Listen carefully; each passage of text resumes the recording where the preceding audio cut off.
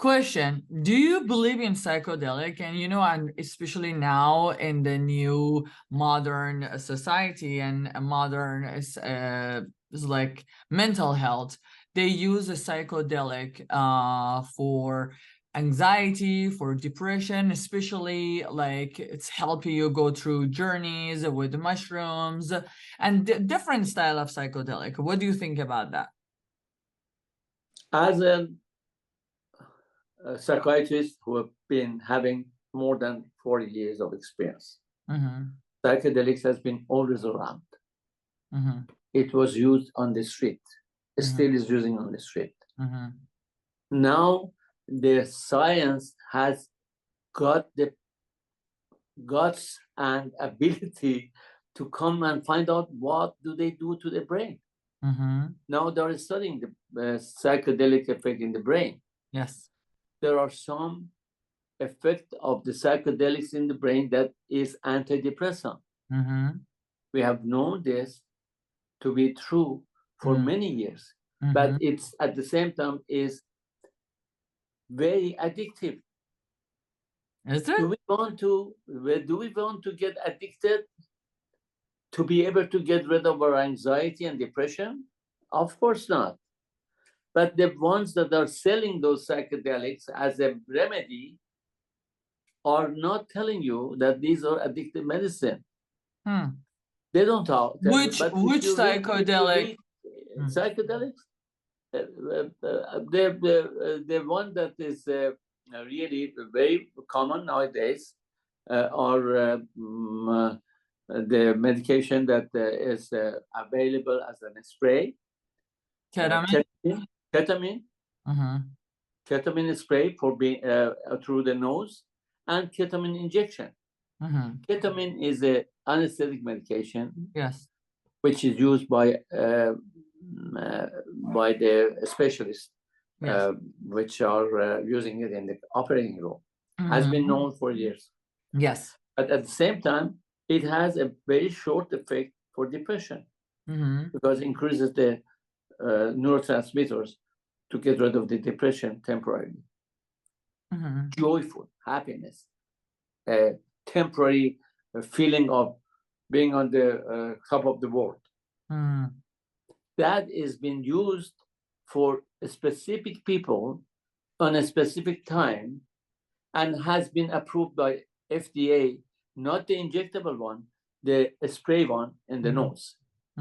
The company that they want to make profit out of this, they have gone through a lot of difficulties to get the approval and also create the form that is being less toxic, which is a spray of the nose. Now, it's called Spravato. Okay, Spravato is a spray. People hear from radio, oh, ketamine is the remedy for depression, and depression can be cured, can be treated. If you come to us, we would take care of the depression. People call anesthesiologist who is doing the surgery at the hospital and has opened a new clinic to treat people with the ketamine, and ketamine injection would be given to them. When they get it, few hours of the happiness is good for now enough? No, it's not good enough. They expect the happiness for a long period of time. And some people develop side effects such as epileptic seizure. A young woman came to my office, said, I had a ketamine session and I had epilepsy. Never had epilepsy before. So I discouraged her to continue. An anesthesiologist called me the other day. He wants to open a clinic for treatment of depression because everybody's talking about it. Radio, television, the telephone, the sessions on the phone. They talk about the effectiveness for a short time, but they don't say it's for a short time. You have to do it 2 times a week, means 4 or 5 hours of the beginning, and then later on extend to a few days. After a few days, the effect goes away. You have another session, and then 2 sessions. Every session would be $500 to $700. The insurance companies don't pay for it. Even if they pay for it, you don't go and get addicted with the insurance company's payment. This is something that is obscure and also very disturbing, happening. But again, the society is open. Everybody can find an hour in the radio or TV to pay for it and go advertise for their product. Who is going to use the products? The people who are ignorant. Unfortunately, this is going on. I have the certificate to use S-probiotic, but I've never found a patient who needs it. Somebody who wants to kill herself or himself and is on the verge of doing it. If it was in the hospital, I would have given a 1 or 2 sessions until other medication become effective. So because I'm not going to go through the detail of like a psychedelic, and then especially with ketamine, that's the least information that I have. But how about psychedelic and the neuroplasty? You know how it increases the interaction between the neurons, or creating a new pathways in your brain, and so it just triggers like a new ways of thinking and new ways of you handling the situation. So what do you think about that? This is Helen. Yes. With all respect, this is the wishful thinking. So how about the studies? Science doesn't teach us this. Says that the effect of this medication for a few hours, it has to be repeatedly. If the person is benefited, then you go once a week and then once every month. But I haven't seen anybody to have that ability to pay, or if they can pay, to be effectively benefited by this type of treatment at this time. It still is on the research side. That's fine. Let them to do this research. But in practice, there are not too many people who are benefited by that. There is another treatment which you might have heard about, is the TMS, transcranial magnetic stimulation. There is a device, just like hair dryers when you go to a beauty salon. Women put it on their hair and they dry their hair. That type of machine is available. Instead of giving you heat, it gives you a stimulation through magnetic field of the brain. A specific area of the brain is chosen, which is the limbic system that controls our affects. The depression is coming from that area. And then they stimulate. You know how many times you have to do it? How many? 6 weeks, 5 days a week. 5 days a week? 30 sessions.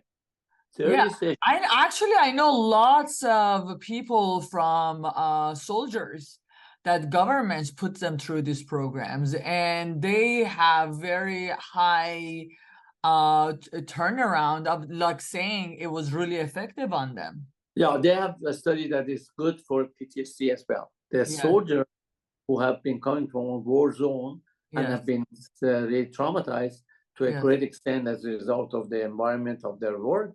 They are disabled for the rest of their life if they have PTSD. Correct. Some of them come to my office referred by the insurance or others. They are work disability, actually. And they are benefited by this treatment if other treatments fail. If the medication, which is much easier to give, such as the serotonin reuptake inhibitors, I don't want to name the medication, many of them are available. If we give it for 3 or 4 weeks and they get well, why should they have this? Do they get well with this medication? Do they get well with medication? Combined with psychotherapy, yes. A lot of traumas. So, like, because my understanding is, like, if your brain can't produce the serotonin, how can you like get well? Because you constantly need this medication in order to produce the serotonins for you. Isn't Not medication. It's even psychotherapy changed the brain neurotransmitters. When you listen to a beautiful music and watching a TV, what makes you to be happy? Of the sceneries that you see, association in your mind, and also the relaxation technique that is used indirectly, then you have more serotonin in your brain and you're a happier person. That's why psychotherapy helps. That's why psychotherapy with the medication helps. Okay, so psychotherapy beats the medication. So are you saying those temporary medication can help you for the stage 1, then you go? Like I got a little bit confused here. You can be benefited by the medication, which can be effective without much side effects and can be practically used for a long time. I have patients who have been coming to see me for 20 years. Family have sent their daughters, and their daughters have sent their daughters to the generation because it runs in the family. I see. When it runs in the family, you can't get rid of it. Of course, there are some wishful thinking of having a remedy which is effective and quick, and that is why ketamine has been sold in the market. Yeah. That's why TMS has been useful for some people, not for everybody. And I have access to it, but I'm not using it for everybody. But there are, just like a mushroom, many places have been developed as a result of this new generation of the treatment approach all over the country by non-psychiatrists, because that's the way to make money, and that is the way to attract people to come in for the remedy, which is very effective and modern and also very fast, which is not yet 100% effective for everybody. Do you think because it's fast, is that why people are seeking it? There is a desperation. There is a great need for treatment, effective treatment in the country, and great shortage of the specialists. When I became a psychiatrist, there was no psychology any place. Psychology developed as a result of the understanding of more brain function, which is affected by the environment, that family life and every other factors, which can be effective in terms of the additional support for patients.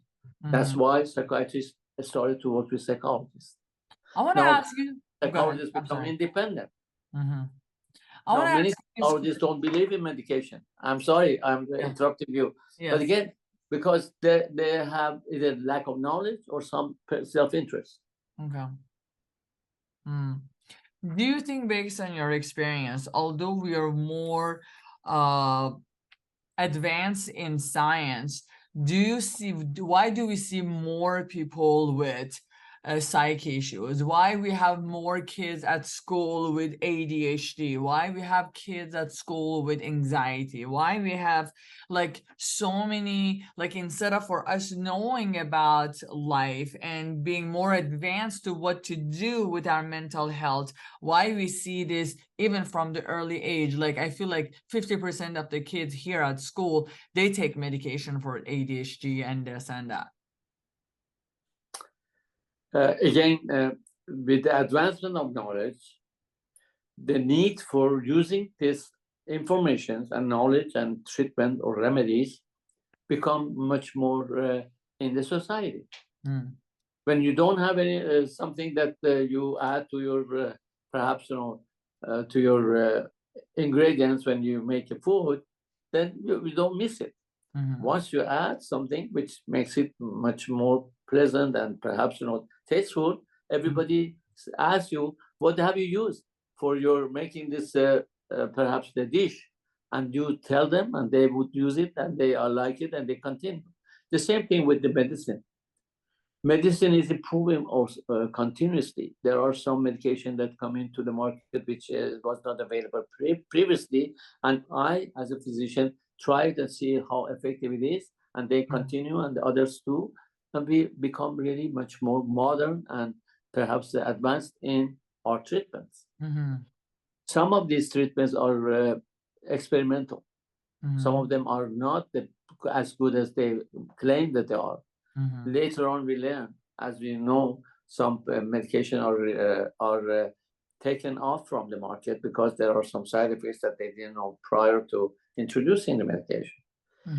The chance for a physician who is applying these medications is much better than somebody go to the pharmacy and say, I want this medication, I want Ativan, I want Xanax, I want this and that. Yes. Because I have experienced in the medication usage, and I know which one is better for the patient, and yes, more useful, and less really possibly toxic or addictive. That's why we have a cocktail for every patient, which is different than others. Combination of medication, which I call it cocktail. Yes. And to make that requires a lot of experience plus the knowledge. Everybody in the society is looking for some help, but you have to find the right help for yourself in the right time. Yes. And that requires a lot of understanding and knowledge.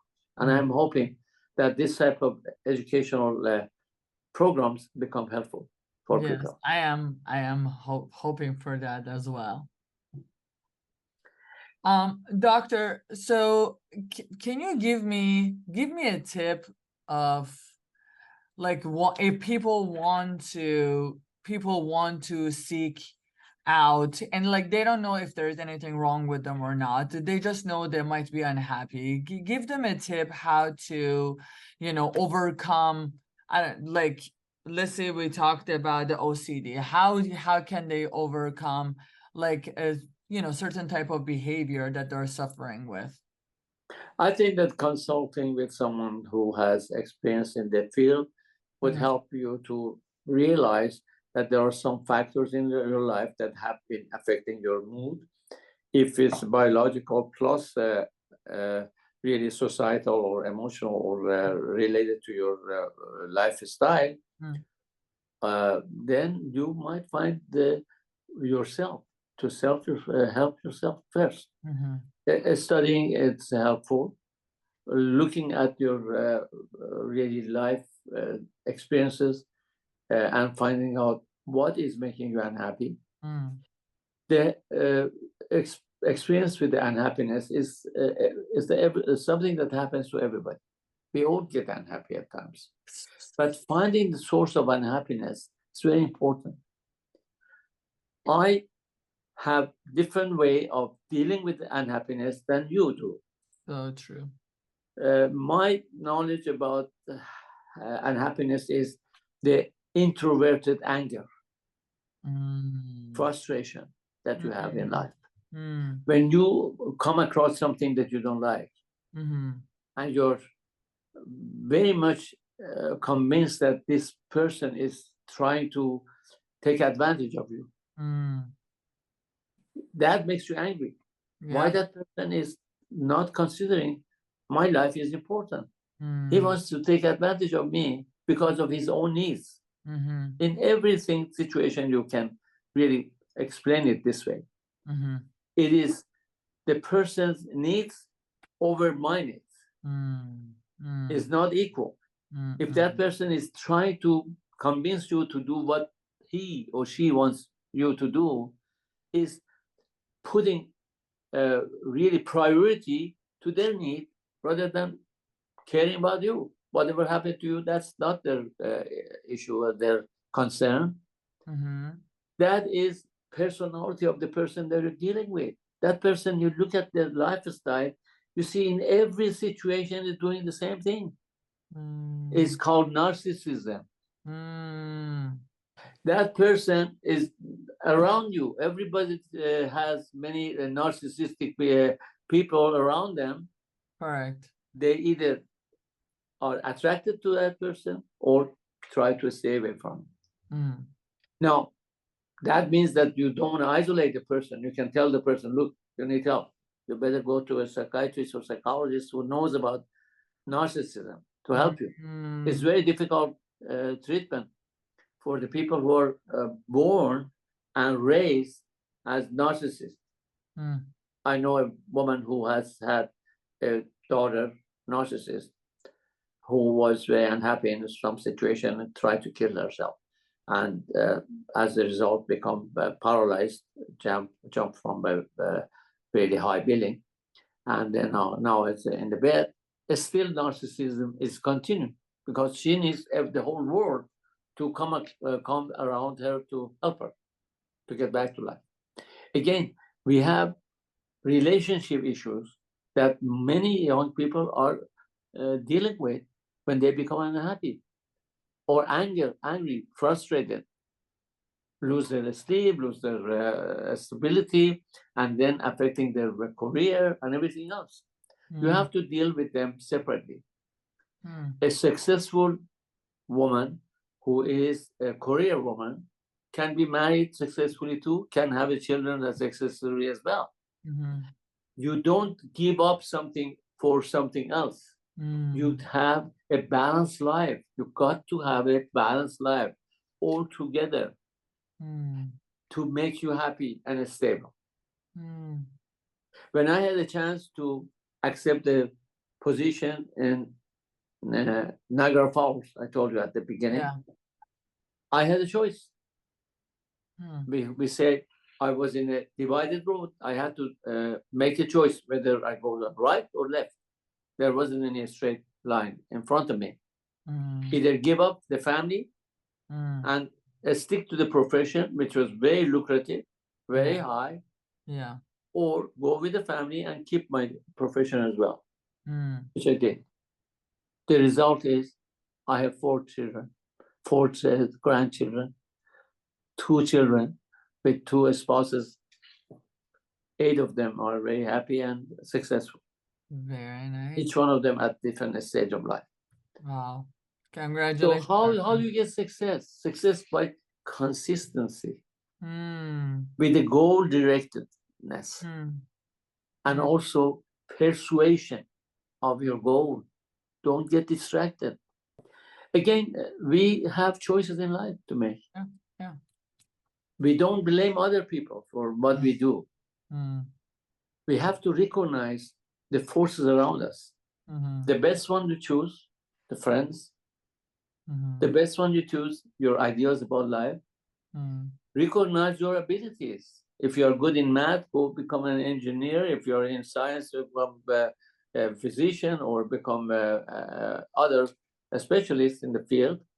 Go for the research, which many of the physicians nowadays are doing research because it's more lucrative finding a medication for drug or drugs for the patients, which is good. At the time that I was growing up with the medicine was to me very attractive. The way to help other people and enjoy myself, which I am gaining that still to this day.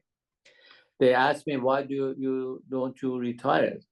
You know what I answered them? Why? Because I'm not tired to be retired. That was so good. Why you're not retired? Because you're not tired. So if you want to add something to this, what you were saying, give like a whole piece. Please go ahead. Again, in addition of what I've already said, I think that I would like to say this as well to let people who are watching this program that all over the country, United States, there are psychiatrists practicing and psychologists as well. I'm hoping that psychologists also have this type of really facility for people to use their service when they come to understanding that they need some consultation. The society that we have created, and I'm glad that I'm one of the pioneers who created this society, is called Society of Iranian Psychiatrists in North America. Okay. There is a website for this. This is sipna.net. So I just want to close it with thank you so much with everyone with staying with us with the Femme Fatale by Helen with Dr. Ali Shamie, and I really appreciate your time and then all these beautiful advices that you gave me with happiness, with success, and then how to be able to get help for our mental health. And I really want to appreciate your time. I appreciate you and thank you very much for this opportunity. Thank you.